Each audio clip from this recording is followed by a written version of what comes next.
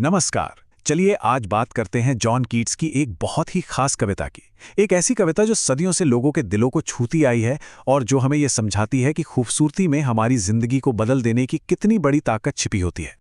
तो ये सफ़र शुरू होता है एक बहुत ही सीधे सवाल से। वही सवाल जो ये कविता हमसे पूछती है कि क्या सच में खूबसूरत चीज़ों को सहेज कर रखने का कोई मतलब है? क्या उनकी कोई असली कीमत है? और कमाल की बात यह है कि कीट्स इसका जवाब पहले ही लाइन में दे देते हैं। ये सिर्फ एक लाइन नहीं, एक तरह का वादा है कि सच्ची खूबसूरती कभी खत्म नहीं होती। वो हमेशा हमेशा के लिए खुशी का एक जरिया बन जाती है। और यही इस पूरी कविता की बुनियाद है। और ये कमाल की कविता लिखी किसने है? जॉन कीट्स ने, एक ट्रेंड सर्जन जिन्होंने साइंस की दुनिया को छोड़कर अपनी जिंदगी पूरी तरह से पोएट्री के नाम कर दी। शायद साइंस और आर्ट का यही अनोखा संगम उनकी कविताओं को इतनी गहराई देता है। कीट्स कहते हैं कि कोई भी सुंदर चीज हमारे लिए एक कुंज की तरह है, मतलब एक शांत, सुकून देने वाली जगह। ये सिर्फ आंखों को अच्छा नहीं लगता, बल्कि ये एक ऐसा ठिकाना बन जाता है जो हमें मीठे सपने, अच्छी सेहत और मन की शांति देता है। लेकिन ऐसा नहीं है कि कीट्स सिर्फ अच्छी अच्छी बातें कर रहे हैं, वो असलियत से भी मुंह नहीं मोड़ते।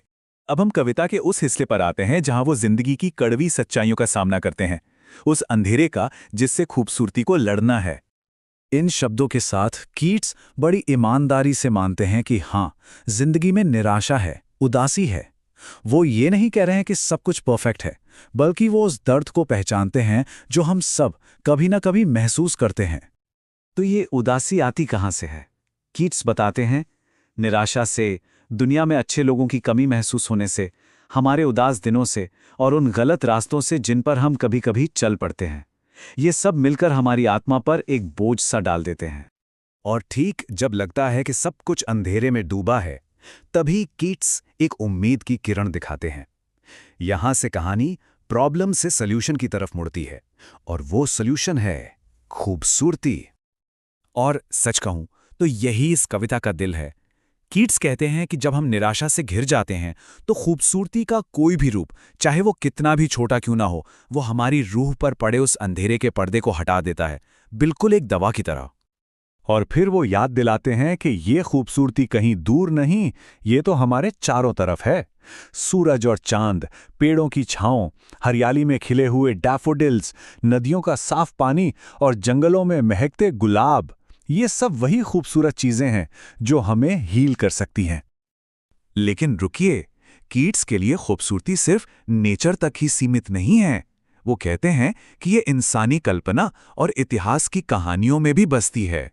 वो हमें याद दिलाते हैं कि उन महान हीरोज की कहानियों में भी तो एक अलग ही किस्म की खूबसूरती है, जिनके बारे में हमने पढ़ा या सुना है।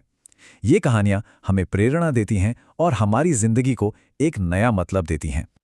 चलिए अब इस कविता की एक और गहरी परत को समझते हैं कि खूबसूरती का असर सिर्फ कुछ पल का नहीं होता, बल्कि यह हमेशा के लिए होता है। तो सवाल ये उठता है कि क्या ये खूबसूरती बस एक छोटा सा डिस्ट्रैक्शन है जो हमें थोड़ी देर के लिए अपना दर्द भुला दे, या फिर इसका असर हमारी आत्मा पर कोई ज्यादा गहरा और परमानेंट होता है? कीट्स का जवाब एकदम साफ है। वो मानते हैं कि खूबसूरती वक्त के साथ कम नहीं होती, बल्कि और बढ़ जाती है। ये कभी खत्म होकर शून्य नहीं होती, बल्कि हमारी यादों में, हमारे मन में हमेशा के लिए बस जाती है। तो मतलब साफ है, ये खूबसूरती कोई टेम्पररी एस्केप नहीं है। ये सिर्फ कुछ देर के लिए दर्द से भागना नहीं है, बल्कि उससे कई ज्यादा बड़ी चीज है। ये तो हमारी आत्मा के लिए एक तरह का खाना है, एक नरिशमेंट है जो उसे ताकत देता है। और ये एक ऐसा स्रोत है जो कभी खत्म नहीं होता। और फिर कीट्स एक ऐसी इमेज हमारे सामने रखते हैं जो दिमाग में बस जाती है।